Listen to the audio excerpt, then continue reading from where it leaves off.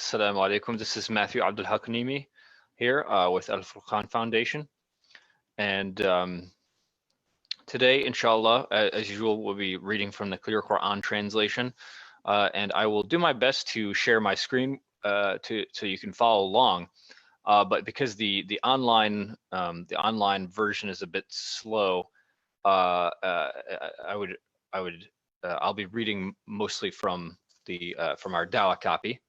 Or rather, it's difficult on the website for me, for the online version, for me to switch from surah to surah. Usually it's not a big deal because we're just doing one or two surahs, but today, since we're doing juz amma basically in the translation, there's a lot of surah, so that will be difficult to switch, but we'll see how it goes. If it gets too slow, I'll be switching to just reading from the hard copy. And I would urge you to get yourself a copy. Maybe not just this one is really more for Dawah, but I would really urge you to pick up a nice copy for yourself. Go to theclearquran.org. Let me just show you that very quickly here. I got to share my screen. If you go to theclearquran.org, this is a great translation, mashallah. It's great for Dawah. It's especially geared for Dawah, I would say. But it's a good translation for anyone who's not super familiar with Arabic. If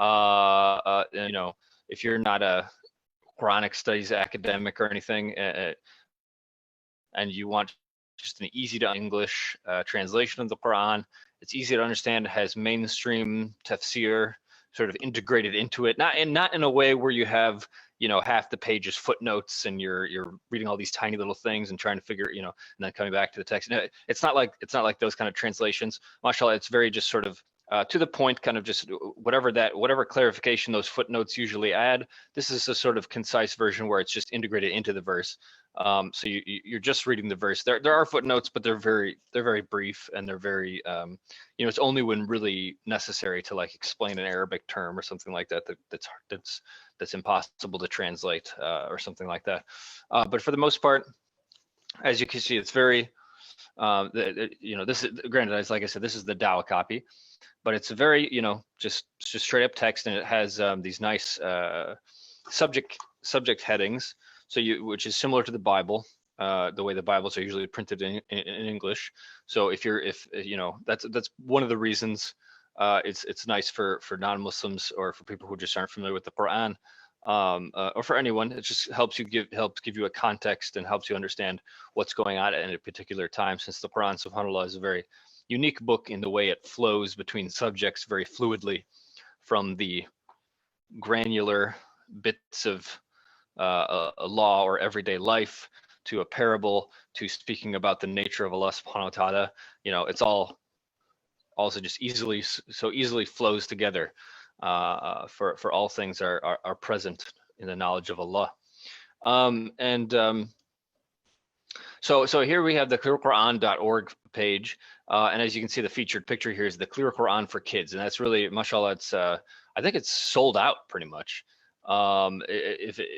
I know they're doing more printings, but if you don't want to have to wait for a while to get one of these, and plus Eid is just around the corner, inshallah. So if you want to give one of these as a gift, I would jump on it now.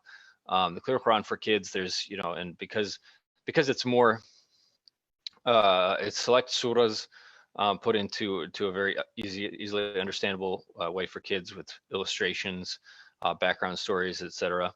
And then for the adults, I would say get a copy of the Clear Quran. Maybe not, this copy is the Dawah copy. Like I said, it's all English. You don't have to worry about tahara. It's soft cover. It's just easy to hand out, easy to carry around.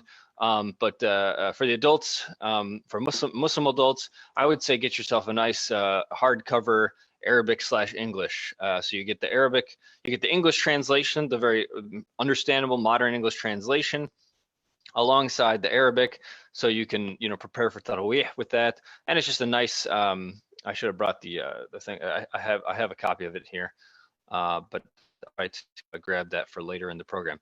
Anyhow, let's begin our reading. And as usual, the Clear Quran, every surah begins with a little description of the surah. Toward the end, these are shorter surah, of course. So this is a very short description. But we'll be beginning with the beginning of Juz Amma, the last 30th of the Quran. And this chapter is An-Naba, Surah An-Naba, or chapter 78, the momentous news. This Meccan surah thoroughly refutes the arguments of those who deny the hereafter by citing some of the marvels of Allah's creation to prove his ability to raise the dead to life and reward everyone according to their deeds. So I seek refuge from Allah, seek refuge in Allah from Satan the accursed, and I begin by the name of Allah, the most compassionate, most merciful. What are they asking one another about? About the momentous news over which they disagree. But no, they will come to know. Again, no, they will come to know. Have we not smoothed out the earth like a bed, and made the mountains as its pegs, and created you in pairs, and made your sleep for rest, and made the night as cover, and made the day for livelihood, and built above you 7 mighty heavens, and placed in them a shining lamp, and sent down from the rain clouds pouring water, producing by it grain and various plants, and dense orchards. Indeed, the day of final decision is an appointed time. It is the day the trumpet will be blown, and you will all come forth in crowds. The sky will be split open, becoming many gates, and the mountains will be blown away, becoming like a mirage. Indeed, hell is lying in ambush as a home for the transgressors, where they will remain for endless ages. There they will not taste any coolness or drink, except boiling water and oozing pus, a fitting reward, for they never expected any reckoning and totally rejected our signs. And we have everything recorded precisely, so the deniers will be told, taste the punishment, for all you will get from us is more torment. Indeed, the righteous will have salvation, gardens, vineyards, full-bosomed maidens of equal age, and full cups of pure wine, never to hear any idle talk or lying therein, a fitting reward as a generous gift from your Lord, the Lord of the heavens and the earth and everything in between, the most compassionate. No one will dare speak to him. On the day, the Holy Spirit and the angels will stand in ranks. None will talk except those granted permission by the most compassionate and whose words are true. That day is the ultimate truth. So let whoever wills take the path leading back to their Lord. Indeed, we have warned you of an imminent punishment, the day every person will see the consequences of what their hands have done, and the disbelievers will cry, I wish I were dust. All right, let's try it. That was Surah An-Naba. Allah Almighty has spoken the truth. Let's see if we can get to the next surah. Yeah, as I suspected, it's going to be a bit slow. So let's stop sharing the screen, and I'm just going to read from this copy here. So now we've been moving on to Surah Abasa, chapter 80. Oh, sorry, no. Chapter 79, Surah An-Nazi'at, those angels stripping out souls. This Meccan chapter emphasizes the day of judgment, that the day of judgment is inevitable and its time is known only to God. The destruction of Pharaoh is cited as a deterrent to the disbelievers. So I begin in the name of God, the most compassionate, most merciful. By those angels stripping out evil souls harshly, and those pulling out good souls gently, and those gliding through heavens swiftly, and those taking the lead vigorously, and those conducting affairs obediently. Consider the day when the quaking blast will come to pass, followed by a second blast. The deniers' hearts on that day will be trembling in horror, with their eyes downcast. But now they ask mockingly, will we really be restored to our former state, even after we have been reduced to decayed bones? They add, then such a return would be a total loss for us, but indeed it will take only one mighty blast, and at once they will be above ground. Has the story of Moses reached you, O prophet? His Lord called him in the sacred valley of Tuwa, commanding, go to Pharaoh, for he has truly transgressed all bounds, and say, would you be willing to purify yourself and let me guide you to your Lord so that you will be in awe of him? Then Moses showed him the great sign, but he denied and disobeyed God, then turned his back, striving against the truth. Then he summoned his people and called out, saying, I am your Lord the Most High.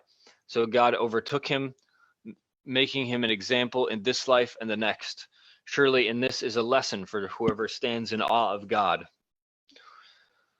Which is harder to create, you or the sky? He built it, raised it high, and forming it flawlessly. He dimmed its night and brought forth its daylight. As for the earth, he spread it out as well, bringing forth its water and pastures, and setting the mountains firmly upon it, all as a means of sustenance for you and your animals. But when the supreme disaster comes to pass, the day where every person will remember all their striving, and the hellfire will be displayed for all to see, then as for those who transgressed and preferred the fleeting life of this world, the hellfire will certainly be their home. And as for those who were in awe of standing before their Lord and restrained themselves from evil desires, paradise will certainly be their home. They ask you, O Prophet, regarding the hour. When will it be? But it is not for you to tell its time. That knowledge rests with your Lord alone. Your duty is only to warn whoever is in awe of it. On the day they see it, it will be as if they had stayed in the world no more than one evening or its morning. Allah Almighty has spoken the truth. That concludes Surah An-Nazi'at, chapter 79. Now we will be moving on to chapter 80. He frowned. Abasa. I begin by the name of God, the most compassionate, the merciful. He frowned and turned his attention away, simply because the blind man came to him interrupting. You never know, O Prophet, perhaps he may be purified, or he may be mindful, benefiting from the reminder. As for the one who was indifferent, you gave him your undivided attention, even though you are not to blame if he would not be purified. But as for the one who came to you eager to learn, being in awe of God, you were inattentive to him. But no, this revelation is truly a reminder. So let whoever wills be mindful of it. It is written on pages held in honor, highly esteemed, purified, by the hands of angel scribes, honorable and virtuous. Condemned are disbelieving humans, how ungrateful they are to God. From what substance did he create them? He created them from a sperm drop and ordained them development. Then he makes the way easy for them, then causes them to die and to be buried. And then when he wills, he will resurrect them. But no, they have failed to comply with what he ordered. Let people then consider their food, how we pour down rain in abundance and meticulously split the earth open for sprouts, causing grain to grow in it, as well as grapes and greens, and olives and palm trees and dense orchards, and fruit and fodder, all as a means of sustenance for you and your animals. Then when the deafening blast comes to pass, on that day every person will flee from their own siblings, and even from their mother and father, and even their spouse and children.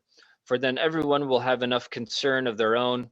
On that day some faces will be bright, laughing and rejoicing, while other faces will be dusty, cast in gloom. Those are the disbelievers, the wicked sinners. And that concludes Surah Abasa, the chapter He frowned. Now we move on to chapter 81, Putting Out the Sun. This Meccan chapter describes some of the apocalyptic events leading up to the Day of Judgment, stating that everyone will meet the consequences of their deeds. The chapter closes by emphasizing that the Quran is God's revealed word and that the Prophet is not insane, as the pagans claim. By the name of God, the most compassionate, most merciful. When the sun is put out, when the stars fall down, and when the mountains are blown away, and when pregnant camels are left untended, and when wild beasts are gathered together, and when the seas are set on fire, and when the souls and their bodies are paired once more, and when baby girls buried alive are asked for what crime they were put to death, and when the records of deeds are laid open, and when the sky is stripped away, and when the hellfire is fiercely flared up, and when paradise is brought near. On that day, each soul will know what deeds it has brought along. I do swear by the receding stars which travel and hide, and the night as it falls, and the day as it breaks. Indeed, this Quran is the word of God delivered by Gabriel, a noble messenger angel full of power, held in honor by the Lord of the throne, obeyed there in heaven and trustworthy, and your fellow man is not insane. And he did see that angel on the clear horizon, and he does not withhold what is revealed to him of the unseen. And this Quran is not the word of an outcast devil. So what other path would you take? Surely the Quran is only a reminder to the whole world, to whoever of you wills to take the straight path. But you cannot will to do so except by the will of God, the Lord of all worlds.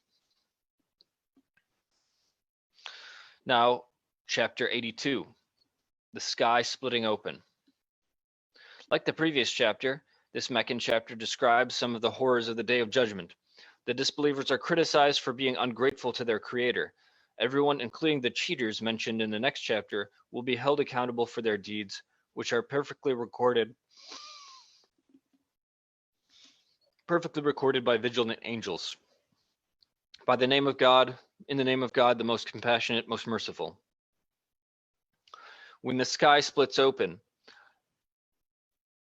and when the stars fall away, and when the seas burst forth, and when the graves spill out, then each soul will know what it has sent forth or left behind.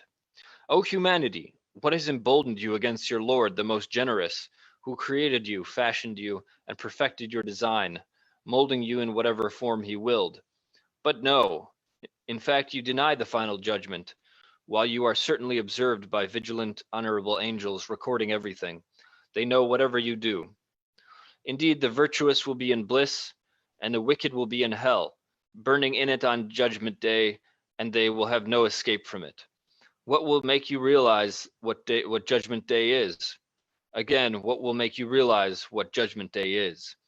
It is the day no soul will be of any benefit to another whatsoever, for all authority on that day belongs to God entirely. Allah the Almighty has spoken the truth. So let's take a brief break there. That concludes chapter 82.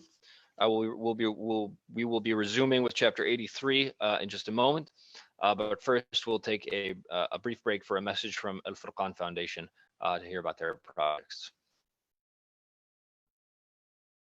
The Quran, the holy book that had been revealed by the creator of the universe, the miracle of Islam, and the message of Muhammad, peace be upon him. The Quran is a message, and it must be delivered. Furqaan Project is carrying this responsibility to deliver this message to everyone. Furqaan Project is the #1 distributor of the English translation of the Quran in North America. The translation that was described by a lot of scholars to be the best English translation of Quran so far. Millions of copies have been delivered to houses, prisons, hospitals, dawah organizations, mosques, everywhere. All that you need to do is to sponsor as many boxes of Quran as you can, from 1 box to 1,000. To donate, go to www.furqaanproject.org. You pay only $104 to sponsor 1 box. Sponsor a box now and deliver the message. Sponsor a box now and let America read the Quran.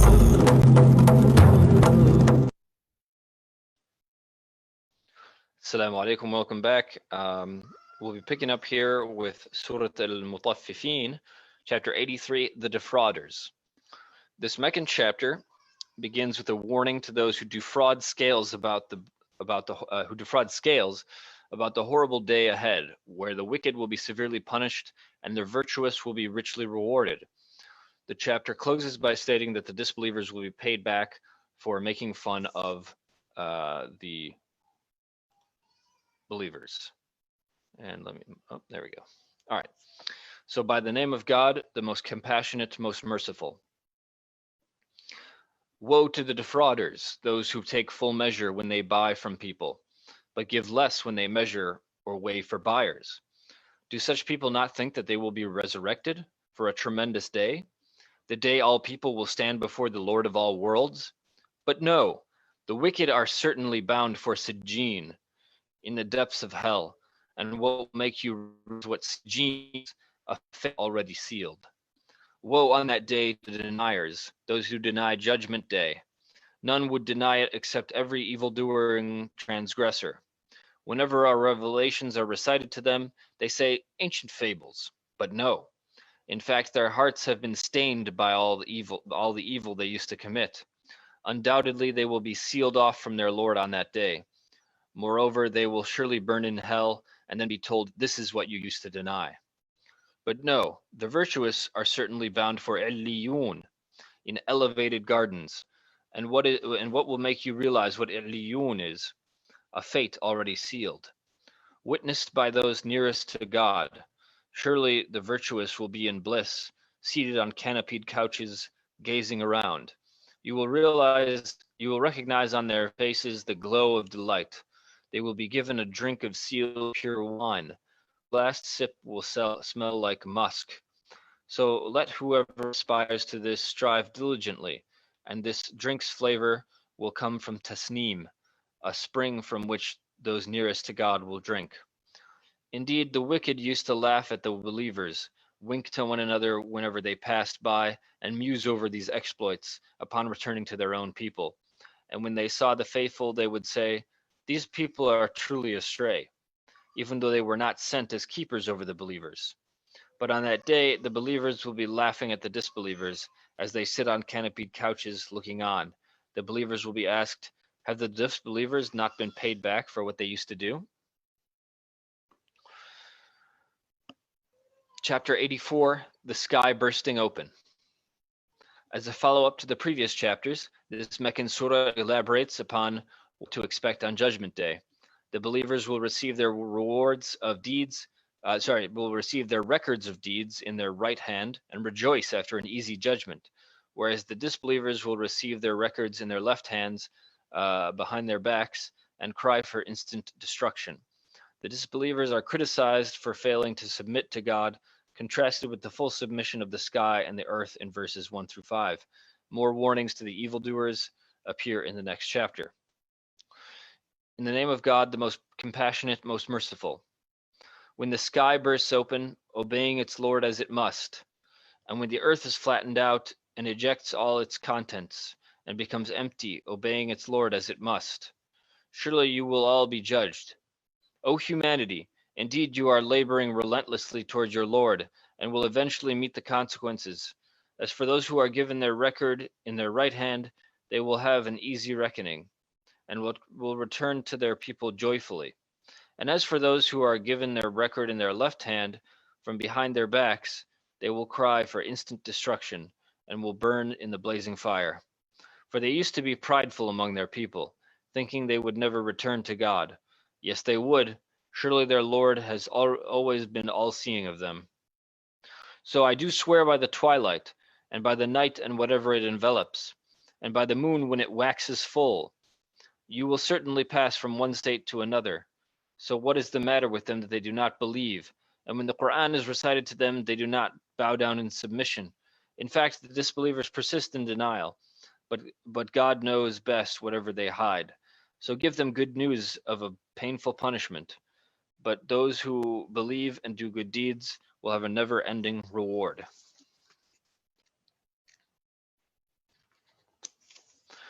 Chapter 85, Constellations.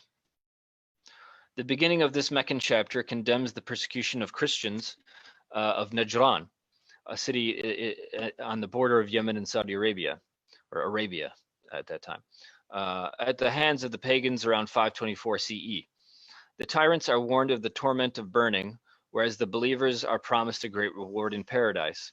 Both this chapter and the next swear by the towering sky, emphasize God's infinite power, pose a warning to the evildoers, and stress the divinity of the Quran. By the name of God, the most compassionate, most merciful. By the sky full of constellations and the promised day of judgment, and the witness and what is witnessed. Condemned are the makers of the ditch, the fire pit filled with fuel, when they sat around it watching what they had ordered to be done to the believers, who they resented for no reason other than belief in God, the Almighty, the Praiseworthy, the one to whom belongs the kingdom of the heavens and the earth, and God is a witness over all things. Those who persecute the believing men and women and then do not repent will certainly suffer the punishment of hell and the torment of burning. Surely those who believe and do good will have gardens under which rivers flow. That is the greatest triumph. Indeed, the crushing grip of your Lord is severe, for he is certainly the one who originates and resurrects. and he is the all-forgiving, all-loving Lord of the throne, the all-glorious, doer of whatever he wills. Has the story of the destroyed forces reached you, O Prophet? The forces of Pharaoh and Thamud? Yet the disbelievers still persist in denial, but God encompasses them from all sides. In fact, this is a glorious Quran recorded in a preserved tablet. Chapter 86, The Nightly Star. In this Meccan surah, an oath is made that whatever a person does is recorded by vigilant angels and that the resurrection is as easy for God as the first creation. Another oath is made that the Quran is a decisive message, and a warning is given to those who plot against God. In the name of God, the most compassionate, most merciful. By the heaven and the nightly star. What will make you realize what the nightly star is? It is the star of piercing brightness. There is no soul without a vigilant angel recording everything. Let people then consider what they were created from. They were created from a spurting fluid, stemming from between the backbone and the rib cage. Surely he is fully capable of bringing them back to life. On the day all secrets will be disclosed. Then one will have neither power nor any helper. By the sky with its recurring cycles, and the earth with its sprouting plant. Surely this Quran is a decisive word and is not to be taken lightly, but they are certainly devising evil plans. But I too am planning. So bear with the disbelievers, O Prophet. Let them be for just a little while. Chapter 87, The Most High. In the name of God, the most compassionate, the most merciful. Glorify the name of your Lord, the Most High, who created and perfectly fashioned all, and who ordained precisely and inspired accordingly, and who brings forth green pasture, then reduces it to withered chaff.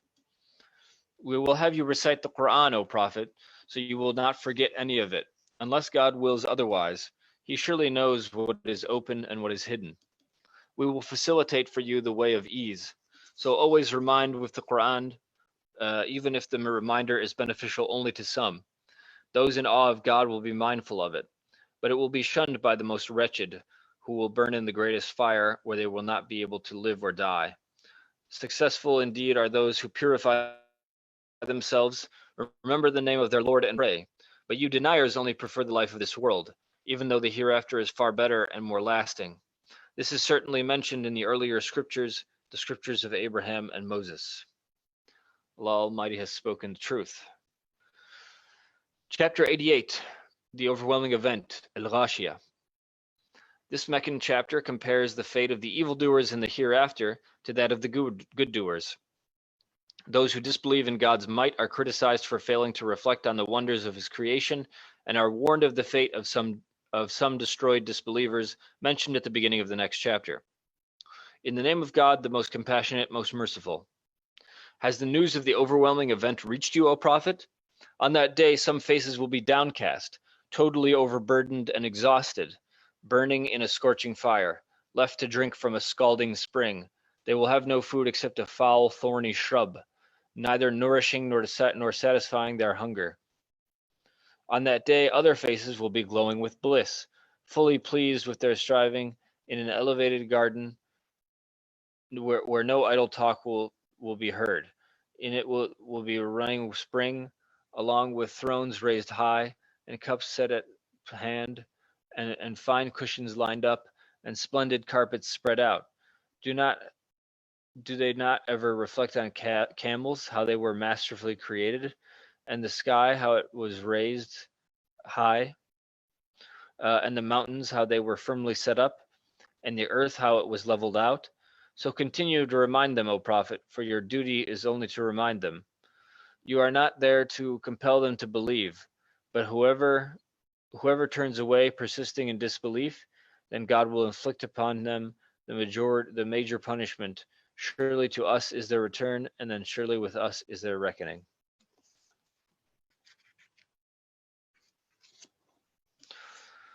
Chapter 89, The Dawn.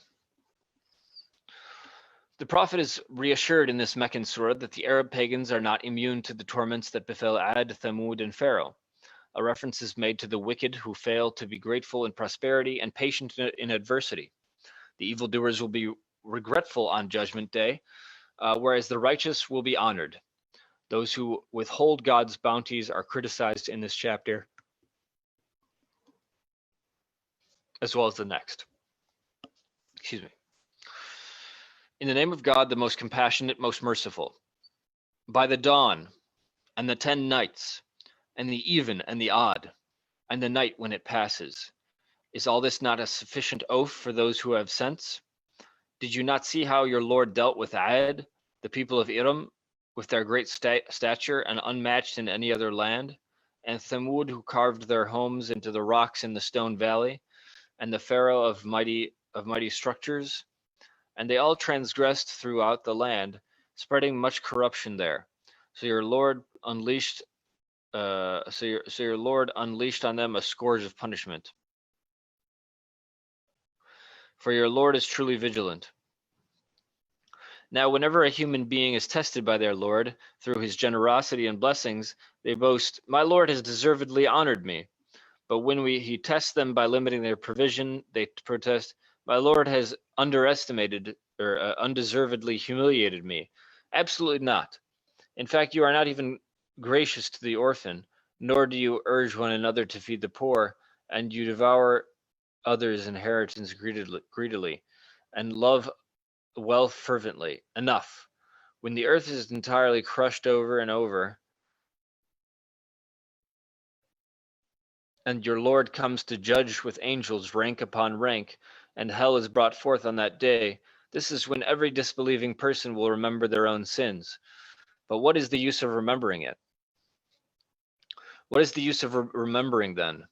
They will cry, "I wish I had sent forth something good for my true life." On that day he will punish them severely like no other. 26, and bind them tightly like no other. God will say to the righteous, "O tranquil soul, return to your Lord well pleased with him, and well pleasing to him. So join my servants and enter my paradise." Chapter 90, the city. The underlying theme of this Meccan surah is that human beings are equipped with the necessary faculties to choose between right and wrong. The good doers are promised paradise, and the evildoers are promised hell. This theme is emphasized in the next chapter.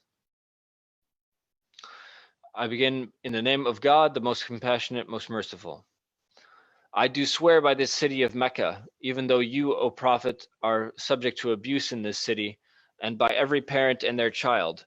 Indeed, we have created humankind in constant struggle. Do they think that no one has power over them, boasting, I have wasted enormous wealth"? Do they think that no one sees them? Have we not given them 2 eyes, a tongue, and 2 lips, and shown them the 2 ways of right and wrong? If only they had attempted the challenging path of goodness ahead. What will make you realize what attempting the challenging path is? It is to free a slave, or to give food in times of famine to an orphaned relative, or to a poor person in distress, and above all to be one of those who argue faith, and above all to be one of those who have faith and urge each other to perseverance and urge each other to compassion. These are the people of the right. As for those who deny our signs, they are the people of the left. The fire will be sealed over them. So now I just want to take a brief moment here to talk about the Furqaan project, which is the logo you see behind me, and it's the main project that I work for, which is to get this message of the Quran out to everyone in America. You see, there's millions of people that while they may have been raised Jewish or Christian, or maybe their parents were, they have some knowledge of the Jewish and Christian, the Abrahamic tradition, but there's so much information available now that people are kind of catching on to the fact that the Trinity is something that came 300 years after Isa alayhi salam. They're realizing that a lot of the churches are not really, the way they do ibadah, the way they do their worship is really not like what's in the Bible. There's just so many issues that disconnect modern Judaism and Christianity from the practice of the prophets alayhim assalam. And so people, it's not that people don't want to, want to get in touch with that, but it's just they don't know how to, and they sort of, they've learned about how the Bible is, pretty unreliable as far as who wrote it. And it seems to be written by a bunch of different people at different places saying different things, which is why you end up with, these contradictory ideas like the Trinity. And so there's millions of people out there in this situation, and I was one of those people about 12 years ago, and alhamdulillah, I got a translation of the Quran, and I read it, and I could recognize it as the speech of Allah. Alhamdulillah, Allah showed me through that, it showed me that this is His speech. This is the purified message of the Abrahamic prophetic tradition. If Paul, for instance, Paul wrote much of the New Testament, and he claims to have had messages from Christ, and but when somebody comes and tells you stuff, and it sort of just doesn't fit at all into the previous theologies of the Hebrew Bible, the Torah and the Gospels and things, you're just, you can tell from it, what is this? Where is this coming from? And he's just going on about metaphysical things that he made up. I don't know, Allahu A'lam. Anyway, but when you read something like the Quran, again, it's on the testimony of one person, one trustworthy person. But when you read it just by the content, you can tell that this is something that is, it addresses, the Quran is an amazing book. It addresses all the issues of interpretation, all the issues of distortion that have crept into the previous scriptures. This resolves all those things.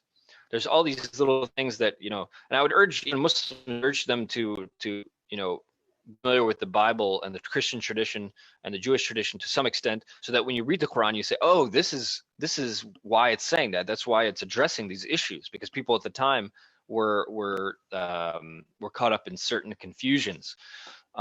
Just to cite a single one example among many off the top of my head here, is that in the Bible there are different writers. There's Paul and James, for instance. James or Paul emphasizes, his theory is that we're saved by faith alone. Basically, he says it's all about faith, all about faith. It's all about faith. And James, who's actually the successor to Jesus, alayhi salam, the Khalifa, if you will, of that time, he actually writes in response to this, saying, no, the famous quote is, faith without works is dead. But there's still kind of like a debate among Christians about this, and the Quran comes and sort of resolves this argument by saying, every time it's those who believe and do good deeds, those who believe and do good deeds, those who believe and do good deeds. Don't try to isolate these things, because if you try to isolate it, like, sure, you can do it theoretically, maybe to some extent. There's maybe some benefit in knowing, for instance, like the Prophet ﷺ taught us that, no one is entered into paradise by their deeds, but rather only by being enveloped by the mercy of Allah. But at the same time, you can't say, oh, well, I'm not going to do anything. I have faith or something. Then it's almost like it's not real faith. Like, how do you know? It's just theoretical. So the Quran always emphasizes those who believe and do good deeds, those who believe and do good deeds, those who believe and do good deeds. So that's just one example of how the Quran really clarifies, resolves these questions, purifies the tradition, and just puts it out in just the most beautiful, amazing way, that sort of, that takes this great, this great, detailed, intricate, philosophical tradition. It addresses everything in that, but at the same time, it puts it in the form of this very ancient, primordial thing. It's the meeting of, great civilization. There's a great civilization with all these complex ideas, philosophical thought, all being channeled into Allah subhanahu wa ta'ala takes these intricate things and expresses it in the form of how no one would expect it to be to be expressed at that time, which is not from some learned scholar who's giving dialogues and speeches in language and theological language and sing verse and this number. It's not given in a scholarly way. It comes in a very ancient way, in a way, the way that the Arabs would have,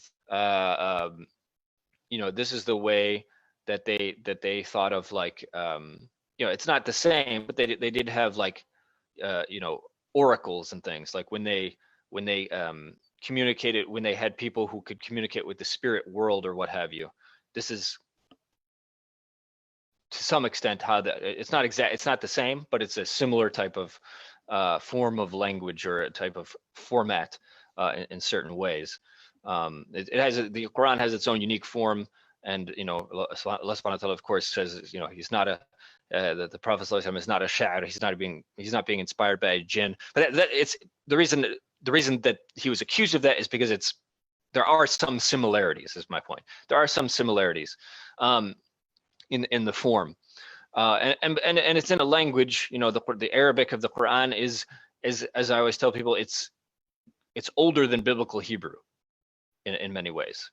Not literally in the sense of the word, like obviously the Quran is obviously more recent than biblical Hebrew, but just in a sense of it's an older form of Arabic. The Arabic of the Quran goes back, it's been preserved in a way that other languages have not. It's more preserved and closer to the ancient Semitic form of the language, even in the year 600 than biblical Hebrew was in the year 500 BC or what have you, or 700 sorry, 500 BC. So anyhow, I say all that to say that this message of the Quran is something that if people have a chance to read it for themselves, without the media telling them how to read it, without the church telling you how to read the Bible, without people reading the Quran for themselves, is one of the most powerful ways for Allah subhanahu wa ta'ala to guide people. And so we want to make that happen. We want to make the Quran easily accessible to everyone. A lot of people don't go out of their way to there's so many religions out there. People don't know where to start. People don't know, why should they investigate this particular religion as opposed to Shintoism? Like that's, when I was growing up in high school in the suburbs of Chicago, I had no idea what Islam was. I mean, maybe there was like a paragraph in my social studies book, and there was a poster on the wall that had a Mongolian style painting of an angel, and it had some bullet points on there about Islam. But it just wasn't on my radar. I just had no idea about it. And so, subhanAllah, there's so many people that if it's put on their radar, if you give them a book and say, this, mashallah, it's a nice, beautiful book, and they have this book and they're, what's this?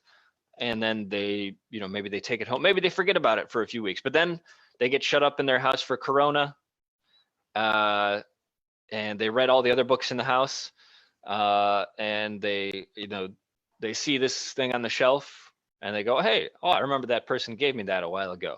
Why don't I check this out? Or somebody is in a spiritual conundrum. Somebody's in a difficult place. They're starting to give up on life and they're looking for meaning.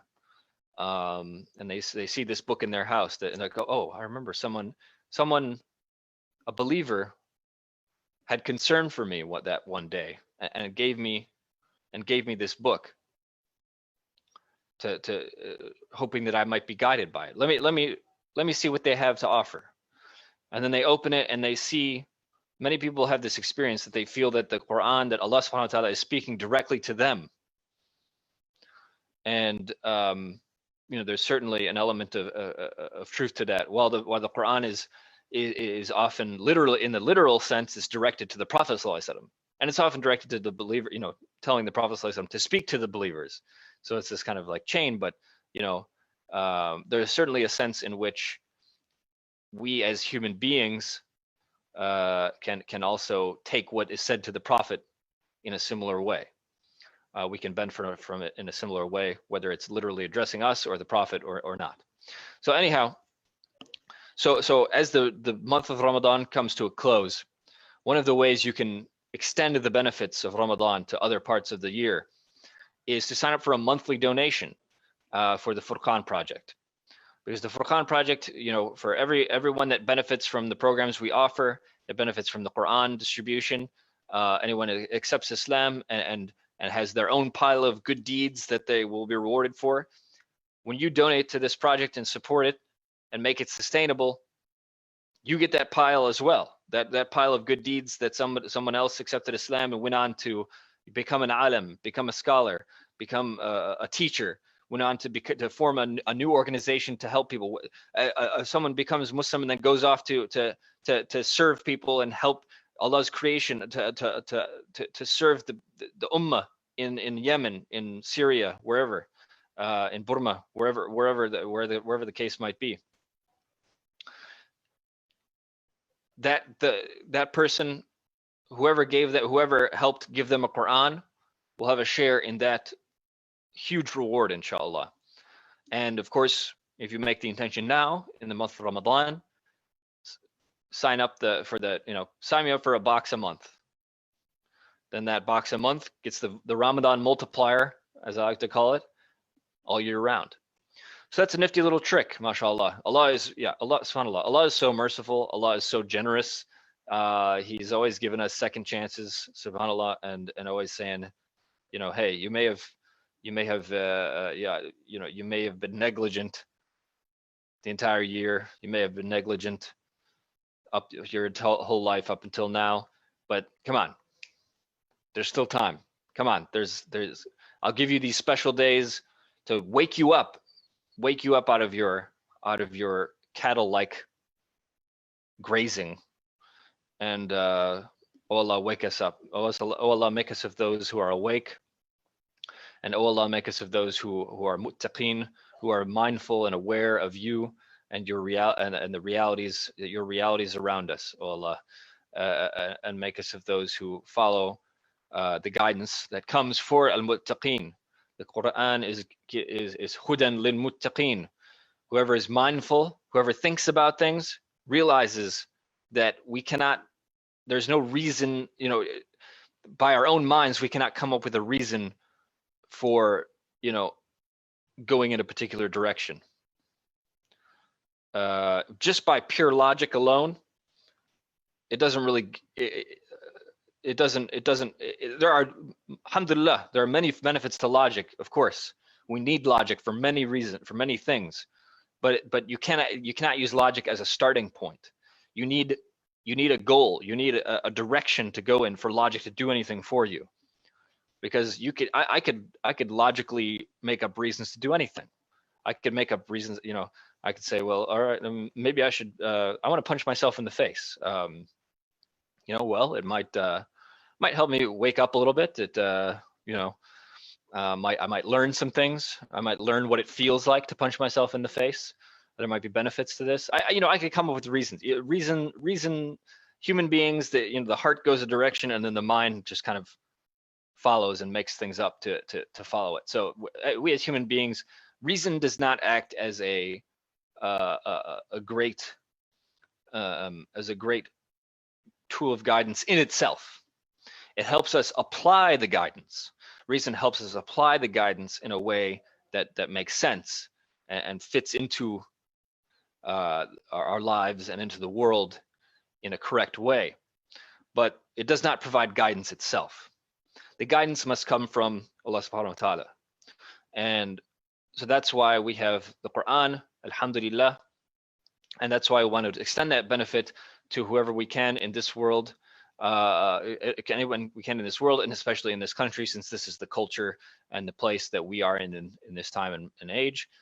So inshallah, as the believers, it is our duty, it is our fard kifaya, our collective obligation to get this message, get this guidance out to whoever we can. And we're going to be best at it, obviously, if we do it to people within our own culture.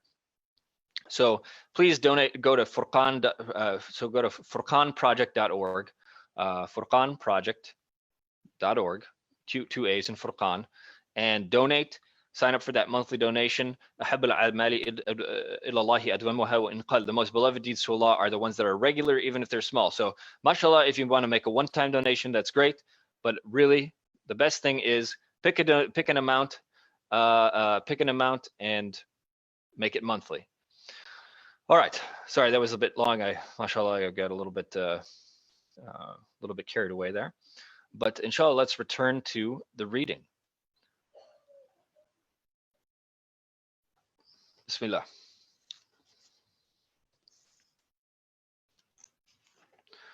And we just left off with chapter 90, so now let's go on to chapter 91. The sun. This Meccan surah, this Meccan chapter states that people have free choice to purify or corrupt their souls. Those who choose purity will be successful, and those who choose corruption will be destroyed, like the people of Thamud. Free choice is the highlight of the next chapter as well. In the name of God, the most compassionate, most merciful. By the sun and its brightness, and the moon as it follows it, and the day as it unveils it, and the night as it conceals it, and by heaven and the one who built it, and the earth and the one who spread it, and by the soul and the one who fashioned it, then with the knowledge of right and wrong inspired it. Successful indeed is the one who purifies their soul, and doomed is the one who corrupts it. Thamud rejected the truth out of arrogance, when the most wicked of them was roused to kill the she-camel, but the messenger of God warned them, "Do not disturb God's camel and her turn to drink." Still they defied him and slaughtered her. So their Lord crushed them for their crime, leveling all to the ground. He has no fear of consequences. Chapter 92, the night. This Meccan chapter emphasizes God's power to create and show the way, the people's ability to choose between good and evil, and the consequences of each route. The fact that the believers will be rewarded to their satisfaction is highlighted in this chapter. By the name of God, the most compassionate, most merciful. By the night when it covers, and the day when it shines, and by the one who created male and female. Surely the ends you strive for are diverse.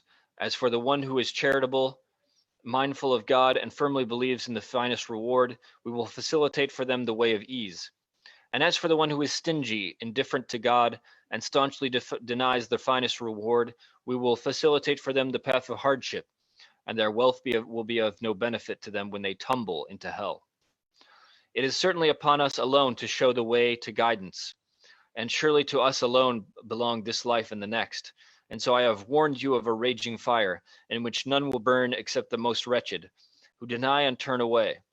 But the righteous will be spared from it, who donate some of their wealth only to purify themselves, not in return for someone's favors, but seeking the pleasure of their Lord, the Most High. They will certainly be pleased. Chapter 93, the morning sunlight.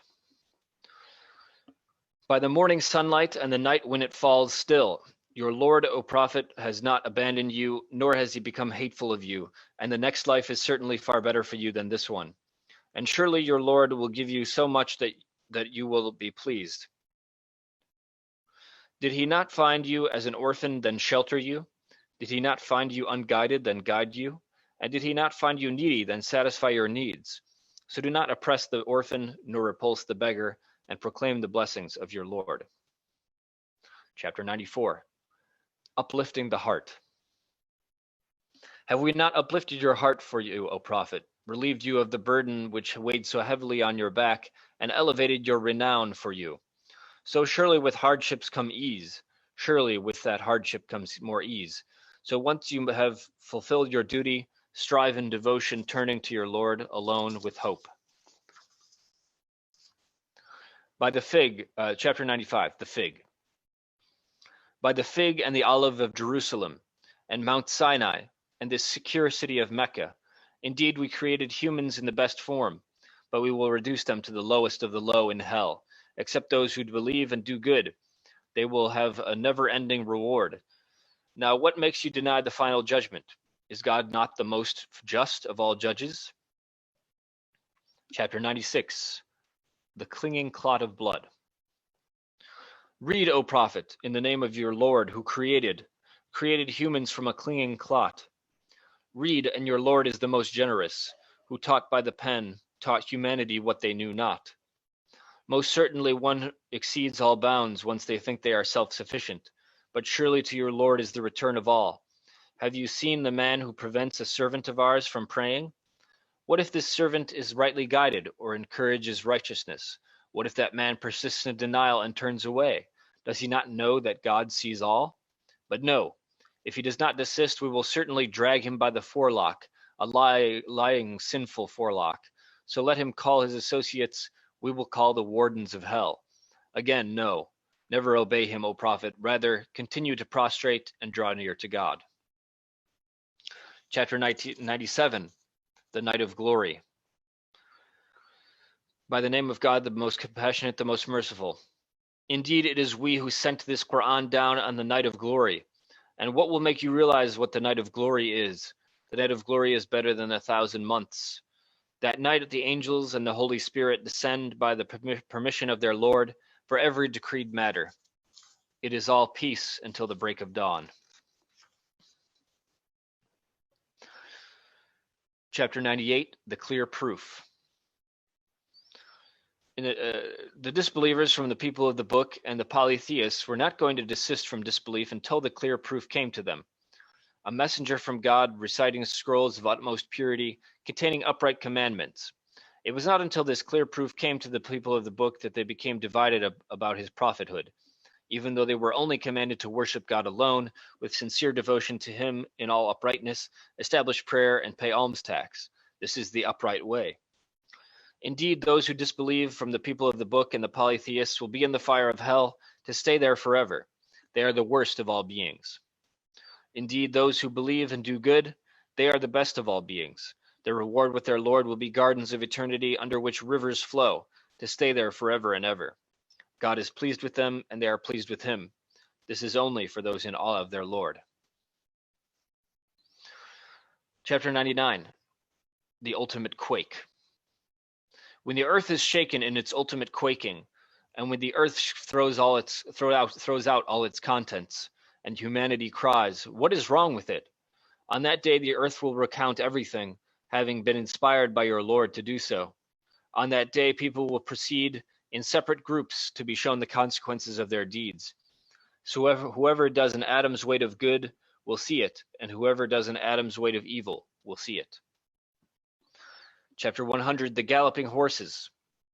By the galloping, panting horses, striking sparks of fire with their hooves, launching raids at dawn, stirring up clouds of dust, and penetrating into the heart of enemy lines. Surely humankind is ungrateful to their Lord, and they certainly attest to this, and they are truly extreme in their love of worldly gains. Do they not know that when the contents of the graves will be spilled out, and the secrets of the hearts will be laid bare, surely their Lord is all aware of them on that day. So let's take one brief break for a message from Al-Furqaan Foundation, and then we'll come back very quickly and finish this up, inshallah. Do our khatam, if you will.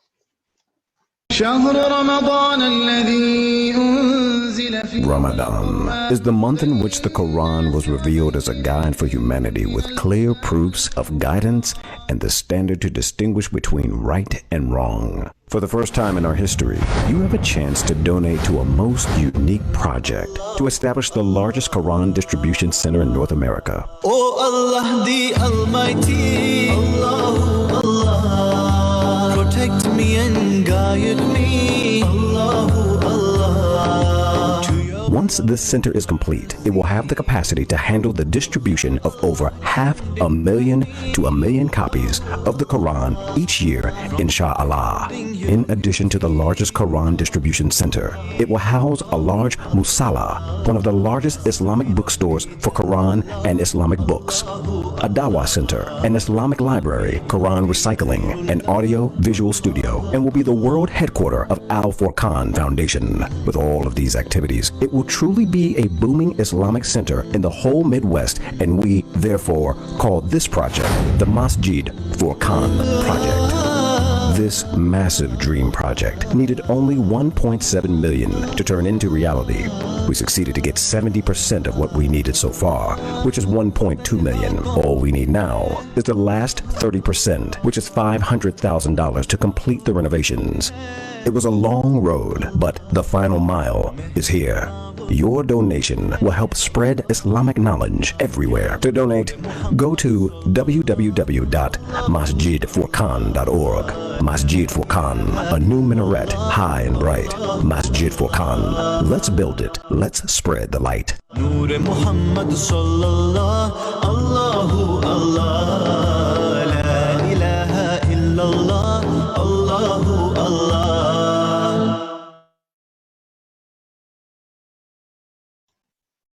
Assalamu alaikum, welcome back.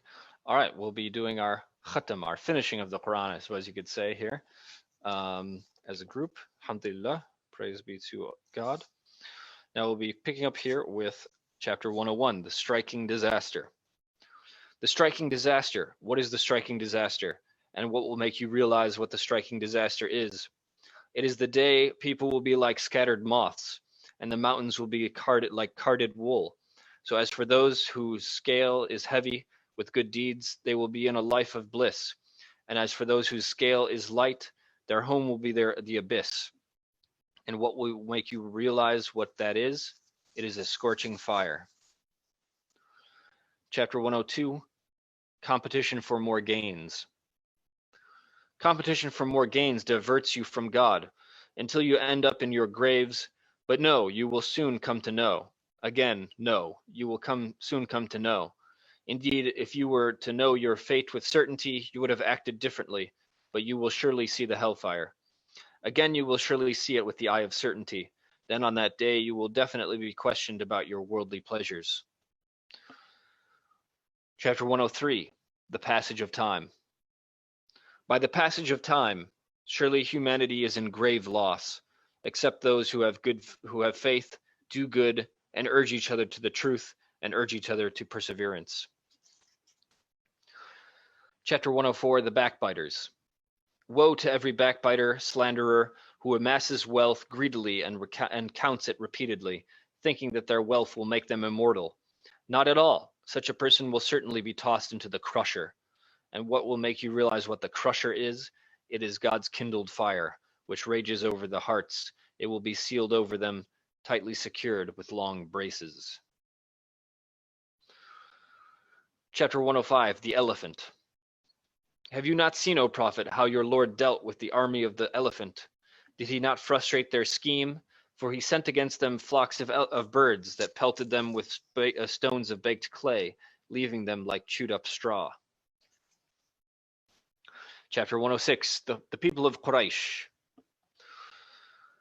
At least for the favor of making Quraysh habitually secure in their trading caravan to Yemen in the winter and Syria in the summer, let them worship the Lord of this sacred house, who has fed them against hunger and made them secure against fear.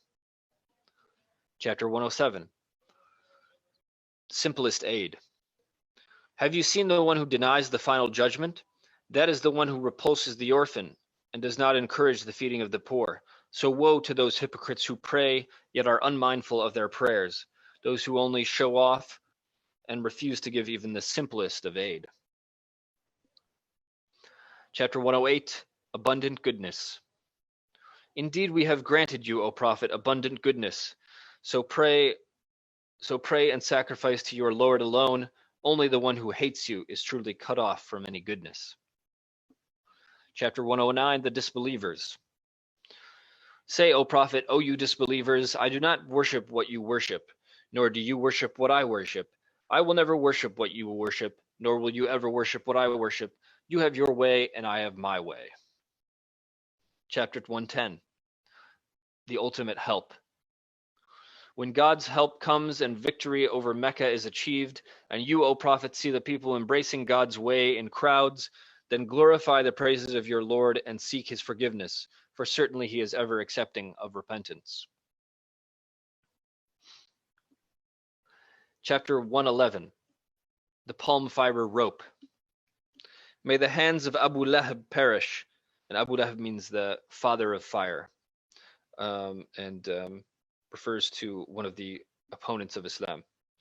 May the hands of Abu Lahab perish, and he himself perish. Neither his wealth nor worldly gains will benefit him. He will burn in a flaming fire, and so will his wife. The carrier of thorny kindling around her neck will be a rope of palm fiber. Chapter 112, Purity of Faith. Say, O Prophet, He is God, one and indivisible, God the sustainer and needed by all. He has never had offspring, nor was he born, and there is none comparable to him. Chapter 113, The Daybreak. Say, O Prophet, I seek refuge in the Lord of the daybreak, from the evil of whatever he has created, and from the evil of the night when it grows dark, and from the evil of those witches casting spells by blowing onto knots, and from the evil of an envier when they envy. And now chapter 114, the final chapter. Chapter titled Humankind. Say, O Prophet, I seek refuge in the Lord of humankind, the Master of humankind, the God of humankind, from the evil of the lurking whisperer, who whispers into the hearts of humankind from among jinn and humankind. So let's close with making just a brief dua here. Well, I'll try to make it brief, inshallah. O Allah, make the Quran, make this mighty Quran a wellspring of spiritual benefit and guidance. Make it the source of water for our hearts. Make it the source of water for our hearts, that when they are watered, they grow up like gardens in themselves. O Allah, make this Quran a light that pierces through the shadows and blasts away the rust and the grime and the darkness and the cloudiness in our hearts and in our souls. Oh God, make this Quran a light that blasts away our griefs and our pains and our sufferings, both the sufferings that we inflict upon ourselves and the sufferings that are inflicted upon us by others, and the sufferings that you have ordained for us as tests.